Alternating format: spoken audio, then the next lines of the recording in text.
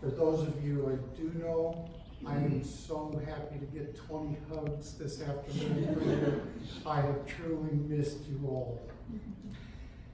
Loretta, it is my honor to be given the privilege of speaking about some of my memories of John. I love those days. John and I first met in late 2013 as we were both new employees of Springfield, having started 6 weeks apart. John and I were able to understand each other's concerns regarding the stress of settling into a new job. We both had a lot of insecurity, and we were able to bond together in support of each other.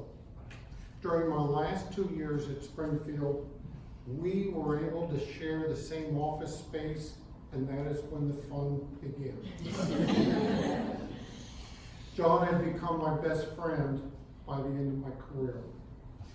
Our friendship quickly expanded to include our wives and our children. Every other month, we would take turns hosting each other's family for dinner and entertainment. It wasn't long before we loved Loretta, Julia, Nicole, and Andrew, much like we loved John. There was one magical winter night when we were over at the White's house for dinner.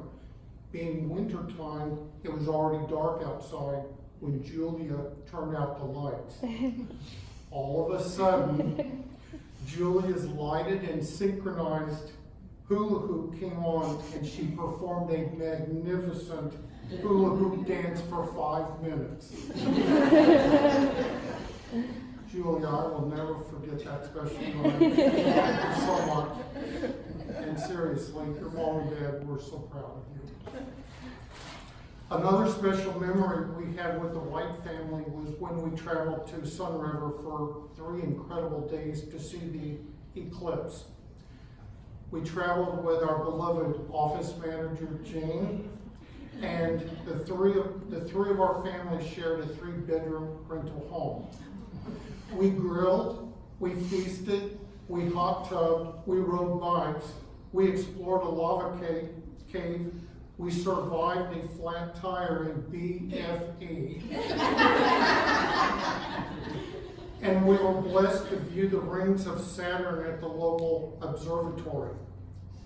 During our flat tire adventure, every Tom, Dick, and Harry was stopping to offer us assistance. Of course, in typical Dr. White humor, John had inscribed the word "hell" on Jane's dusty back windshield.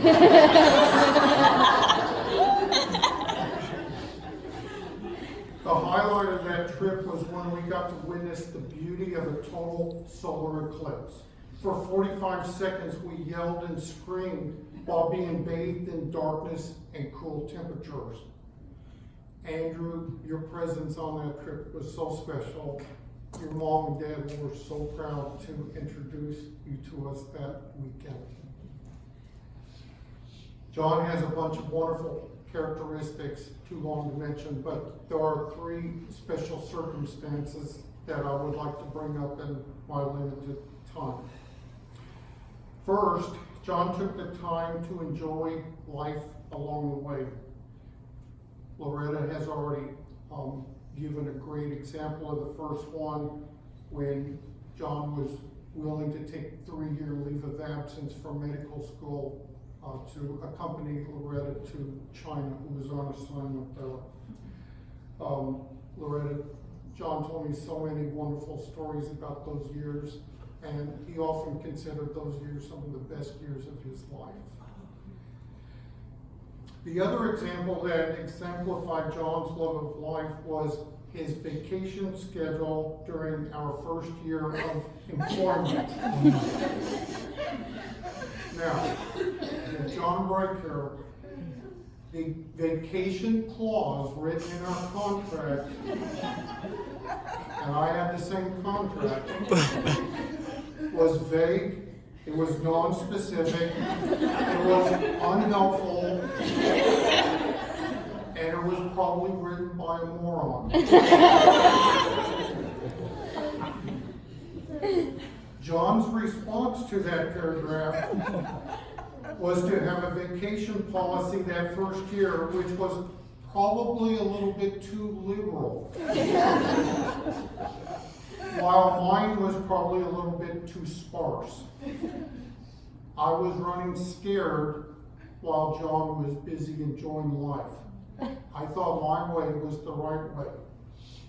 I now know that John's way was the correct way. Another characteristic I love about Big John was his ability to think outside the box. I was sitting on the porch of our Sun River home that we were renting when John pulls into the driveway with police car in tow, blue and red lights flashing. I did not think John had been pulled over for speeding because I had never seen John do anything fast before.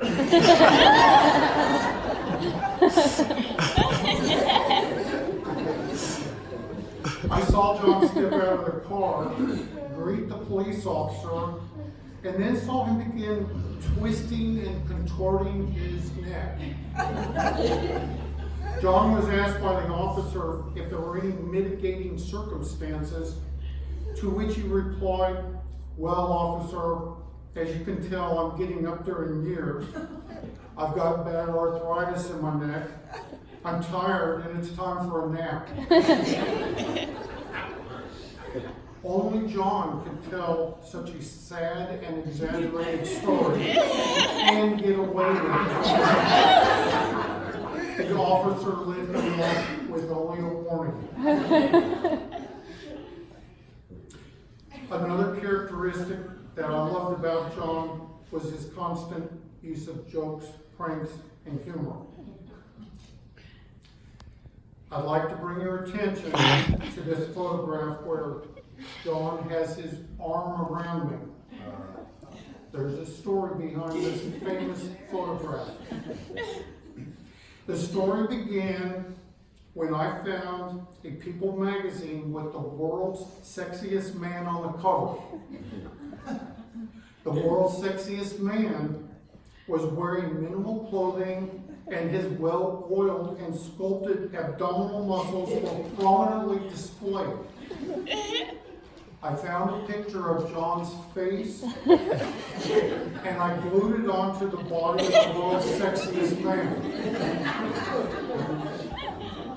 This was hung in our workspace for all to see.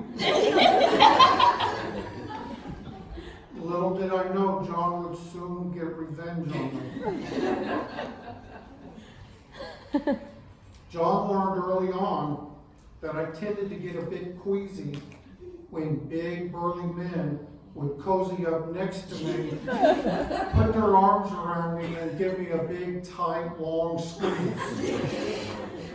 So that, of course, is exactly what John did every time we had a group photo taken. As you can see in this photograph, John is acting all innocent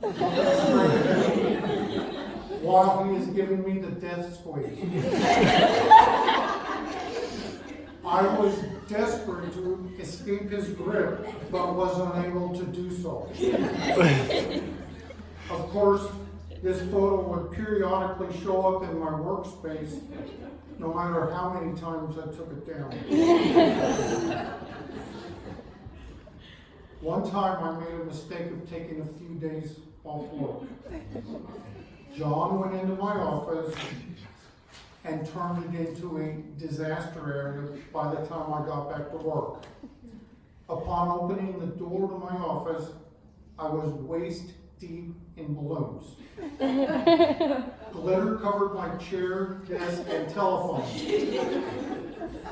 We were unable to pop the balloons because a sickening odor emanated from inside the balloon. John proudly later explained to me that he had filled the balloons with a canister of fart gas.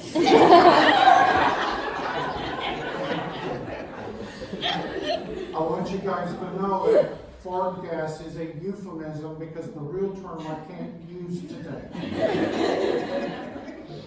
It took over 2 weeks for my office to be restored to its original condition. Miranda? Where's Miranda? Miranda, would you please come forward? Miranda is a very, very special young lady. She worked as John's medical assistant during all 6 years of John's employment with Springfield.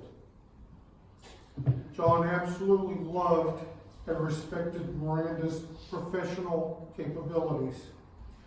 John always told me that she was indispensable to him. Miranda is up here today to help me demonstrate a famous Dr. White joke and a famous Dr. White dance move. John would tell jokes to anyone who dared venture into our work area. They were stupid, corny, but funny. Now here is one of our favorite knock-knock jokes titled Interrupting Cow. Knock knock. Who's there? Interrupting cow.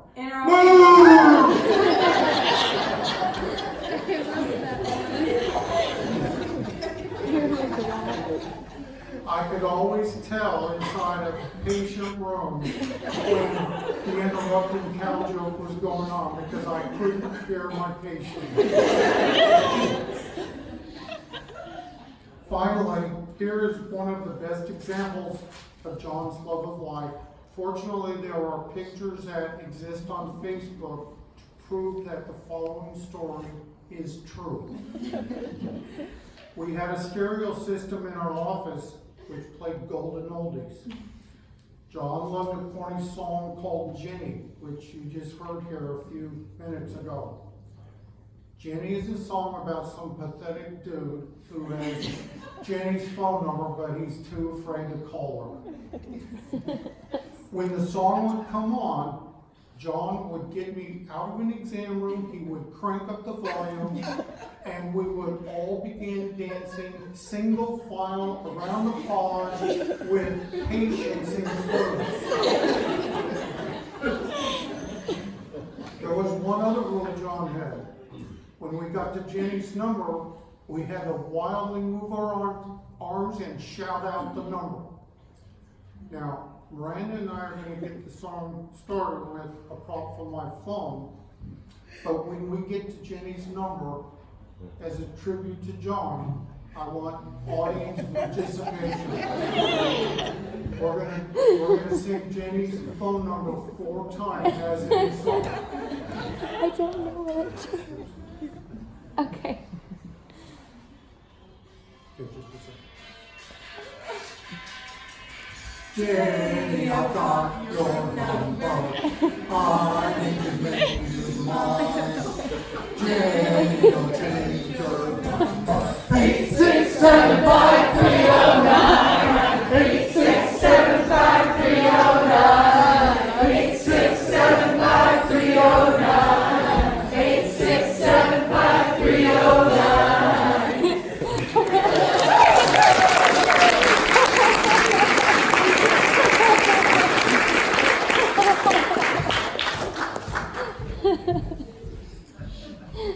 6 years ago, if someone had told me I would be dancing during clinic